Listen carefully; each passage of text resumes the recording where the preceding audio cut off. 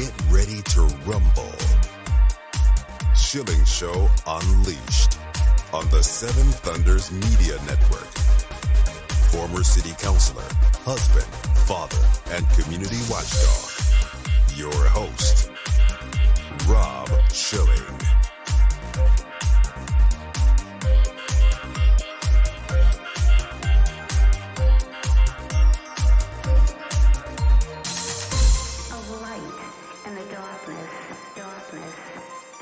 Welcome to the Schilling Show Unleashed Podcast. Remember, your direct support makes our show possible, and you can directly support this podcast by visiting schillingshow.com and then clicking on the Patreon banner at the top of the page to make a monthly contribution. We appreciate your support. The Schilling Show Unleashed podcast welcomes Carrie Gress, Ph.D., a fellow at the Ethics and Public Policy Center and a scholar at the Institute for Human Ecology at the Catholic University of America. She's the founder and co-editor of the online women's magazine, Theology of Home, and author of the new book, The End of Women, How Smashing the Patriarchy Has Destroyed Us. And Dr. Carrie Gress, thank you for joining us today on the Schilling Show Unleashed. My pleasure. Thanks so much for having me. So you talk about the end of women, and this is not really a question we would have had to handle in recent years, but in particular the past couple of years, people don't seem to figure out what a woman is. They don't know when they're asked. We've seen the movie, and there's fear behind saying so, as we've seen a recent Supreme Court justice interviewed on the same topic. What's that all about?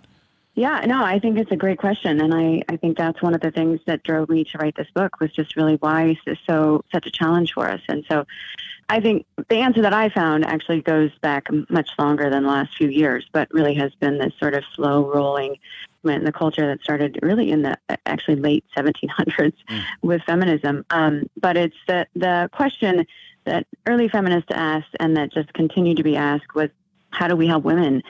The answer was not how do we help women as women, biological needs and whatnot, but it was more how do we help women become more like men. So it was really this prioritizing of the masculine over what it means to be feminine, especially things like motherhood, which I think now we sort of think of as kind of like getting a driver's license. Like you can do it or you not do it, whatever you want.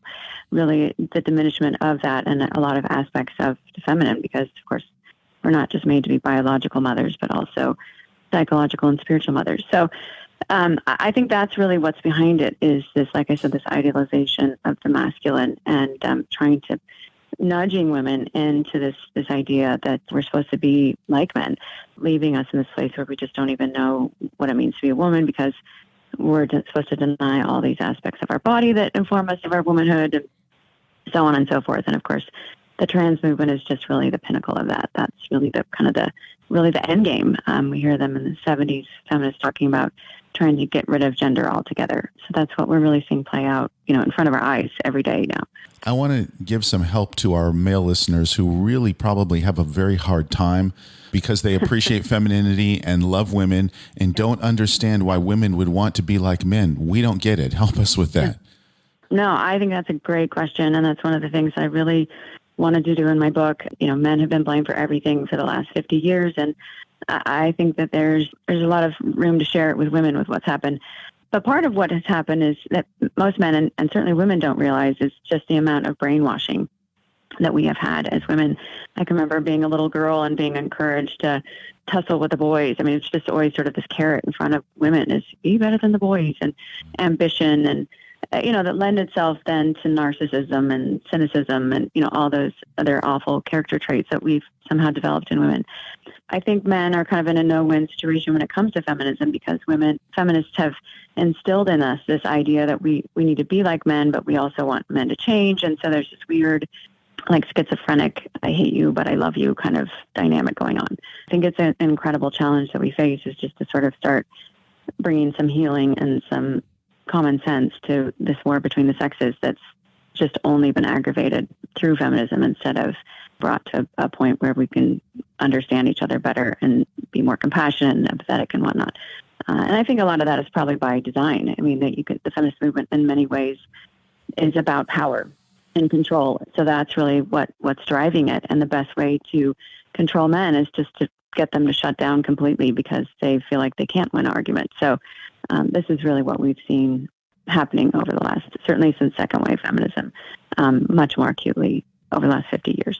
We hear the term patriarchy a lot. It's in the title of your book. And so I want to get to the patriarchy because what's talked about today is very different than what you describe in the book. Some really horrible things that were done under the patriarchy as it existed previously. Patriarchy is one of those things that it can have good values or bad values. I think we think of it in terms of the Bible is a great way to understand it, that sort of the biblical order that's been set up. You can also see it in the military. I mean, this is one of the gifts that men have, is this capacity to create ruling structures from hierarchical structures. Going back to even the French Revolution, we see Mary Wollstonecraft, who's considered the godmother of feminism, really wanted to see those things torn down, along with Thomas Paine and others in the movement trying to take down society's structures. That ball just kept rolling in terms of trying to get rid of, or restructure society really was the goal, and flatten and get rid of those aspects of kind of masculine gifts. The word patriarch itself, as used as a negative, actually came from Engels, who was the co-author with Marx. Marx had died and left some questions unanswered, and Engels picked up the role and started talking about this idea of patriarchy, and that's really where we get the usage that we know today. But there was a very specific effort by Kate Millett and others who were part of the New Left, if we move fast forward to the 1970s, to really undermine the patriarch, which is also head of household, any kind of authority that men had. And her solution was really to just increase things like homosexuality, promiscuity, prostitution, all these things that were not really that common back in the 60s and 70s. I mean, they were on the uptick, but now they're incredibly common. And we see, again, what has happened to fatherhood, what's happened to the family. So you can see this continual undermining of the family over and over and over again by just ignoring or erasing the gifts that men bring to the family, which is, of course, the building block of civilization, but then to the wider culture at large. I'd like to go to Betty Friedan and the book called The Feminine Mystique. People may remember that title. It was a while ago, but tell us about the book and about Betty Friedan. So this book came out in the early 1960s. It sold somewhere around 3 million copies in the first couple of years of its publication. And Betty Friedan, always talked about how she was just this homemaker, and she didn't have any aspirations to do anything beyond that. She didn't really know about the women's movement until the 50s. Interestingly, there's a great book that's been written about her connection to the Communist Party. And, the author of it, Daniel Horowitz, I think is his name, was actually a friend of hers and asked her for her input on it because he thought it was just amazing that she had sort of survived the McCarthy era as a communist and wanted to see, he thought it would actually make her more popular, that she had sort of navigated McCarthyism and still came out on the other side as a very prolific communist, and she didn't want anything to do with it. He was interested enough, he was able to use sort of open sources on her, and it has this amazing book that goes through her life and just how deeply involved she was with the communist effort. She was involved with this group called the Congress for American Women that was disbanded in either 1949 or 1950, so before McCarthy. In any event, we can see that she's been heavily involved in communism, and so one of the things that Horowitz found in her journals was this quote from Engels about how women would never be free unless they left the home. So you can see how she has a degree in psychology. She uses psychology to try to get women out of the home because that's really where she thought our freedom was. I mean, it's that same idea that's in Auschwitz, Arbeit macht frei, that sign over gate at Auschwitz that says work will make you free. So this is what she was really intending to do, was trying to free women from what she called the comfortable concentration camp, really liberate us, not realizing, of course, that there's incredible damage that is wrought with that. But that's not what she was thinking about and hadn't been thinking about things in that way. She'd been just wanted to help women start thinking like Marxists.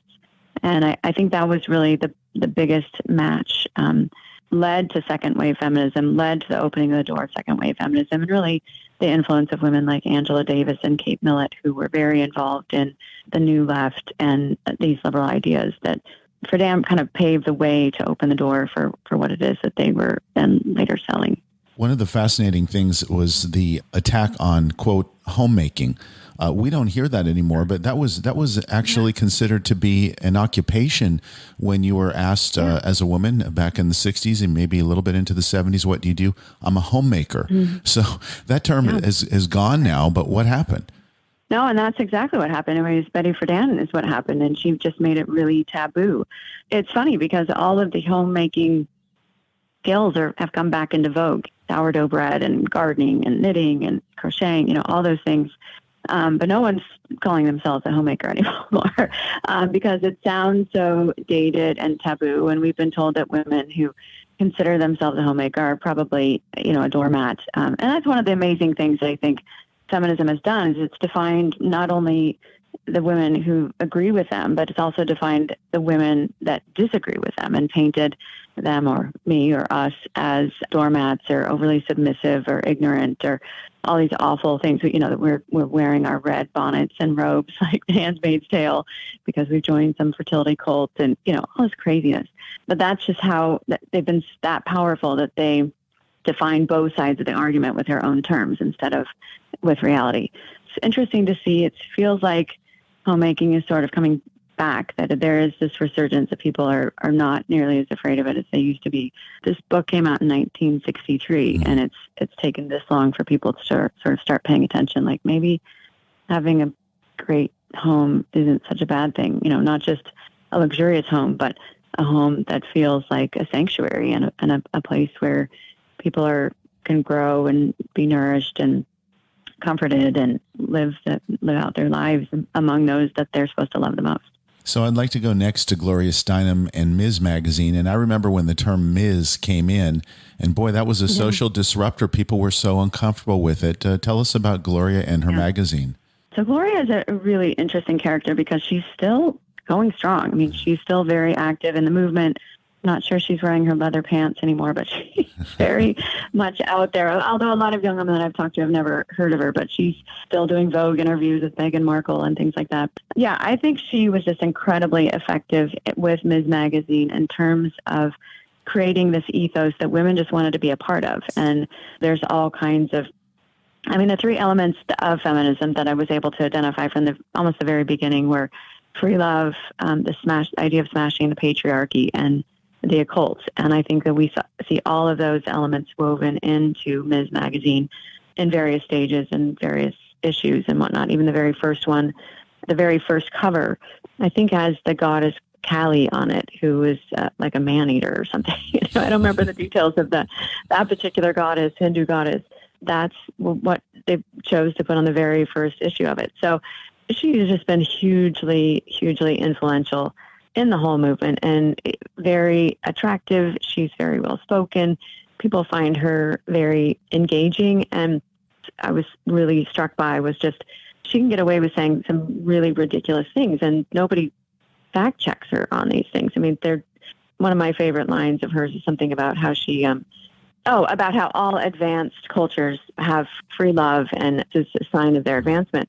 She forgets to say, that's what happens right before the culture decays and extinguishes itself usually through suicide.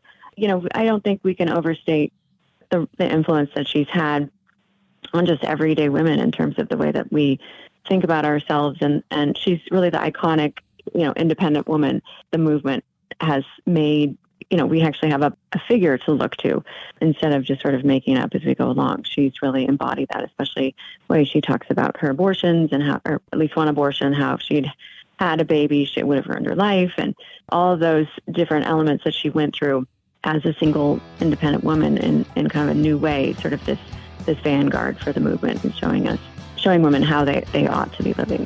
The Schilling Show Unleashed podcast continues in a moment with Carrie Gress. Associated Press award-winning journalist, Rob Schilling. BorderHawk.news is a one-stop shop with the latest news about immigration nationalism and globalism. The BorderHawk staff daily curates immigration news stories and, in the fashion of the Drudge Report, updates the site with cutting-edge content and original first-class commentary. BorderHawk.news highlights national and international media reports, tweets, and nuggets buried in local news blurbs, polls, video clips, and policy research.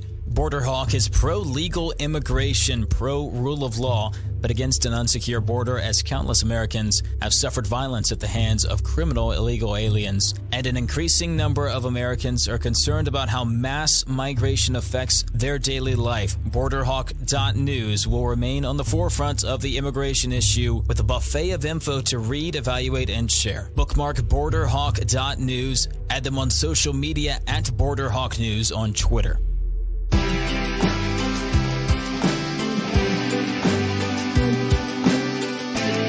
Charlottesville's community watchdog,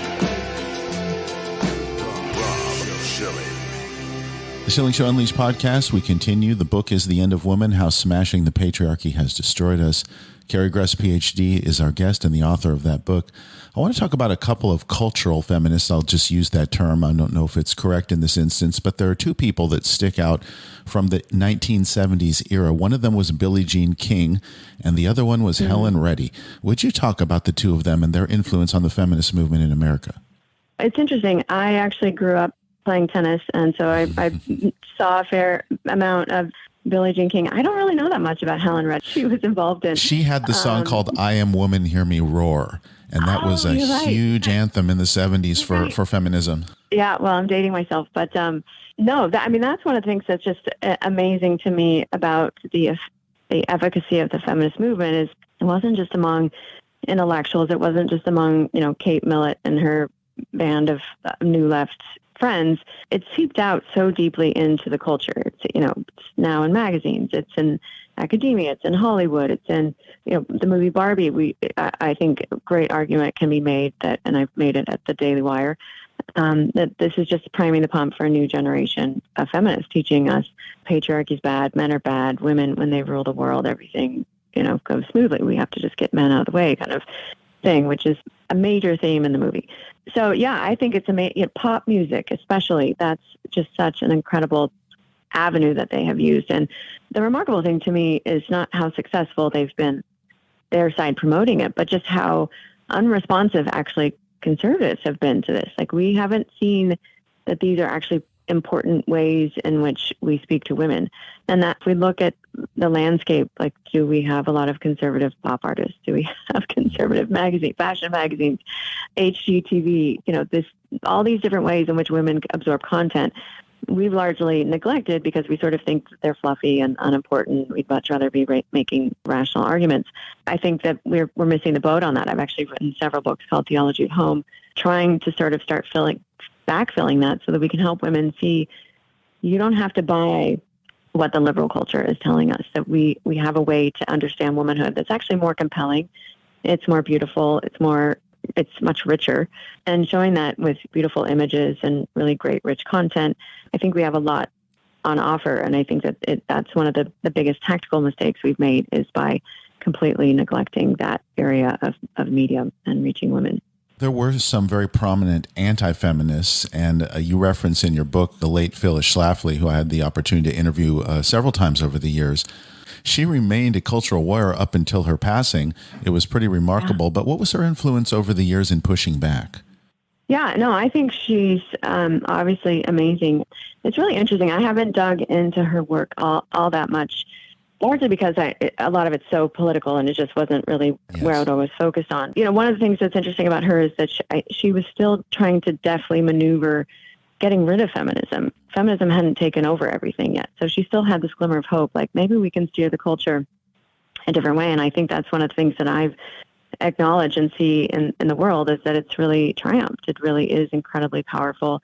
It's led to the woke movement. We see its tentacles everywhere. It's led to the trans movement. I have an advantage in light of the fact that I can just say, we just need to get rid of this. Like, this is not helping women. This is not efficacious. And that was one of the areas where Phyllis Schlafly was sort of stuck between a rock and a hard spot.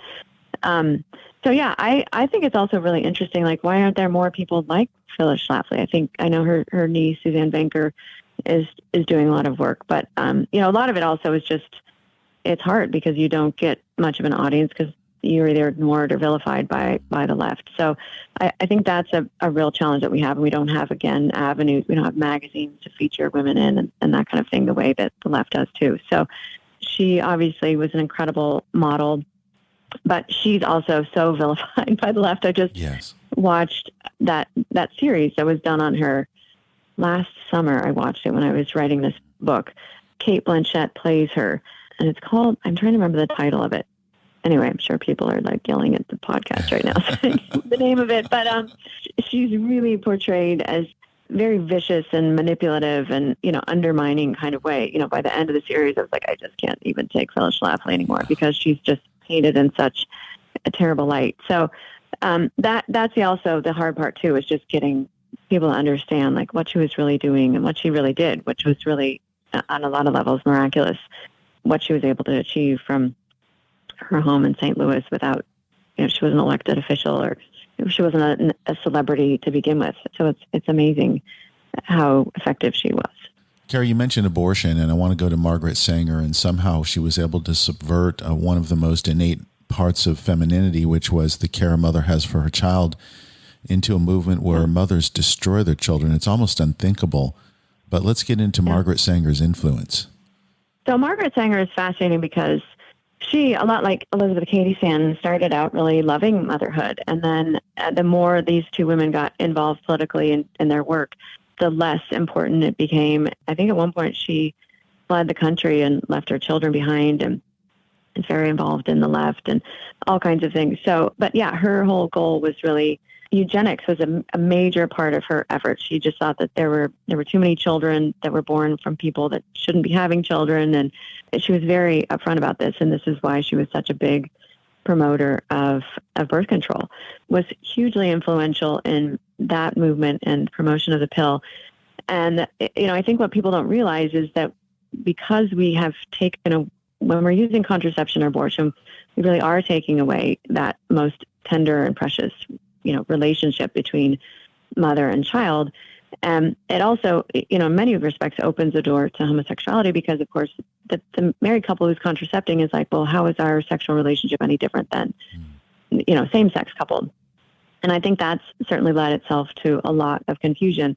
But yeah, that's a tremendous triumph to get women to the point where they see their child as an enemy instead of as their own, flesh and blood that they're tasked and responsible for caring for. And I think we forget too, as you said, it's absolutely egregious, and it gets more egregious when you realize just how massive the numbers are. I think that last year, the Gamma Care Institute said there was something like 72 or 73 million abortions worldwide, roughly somewhere between 60 and 65 million people that died, period, in the world.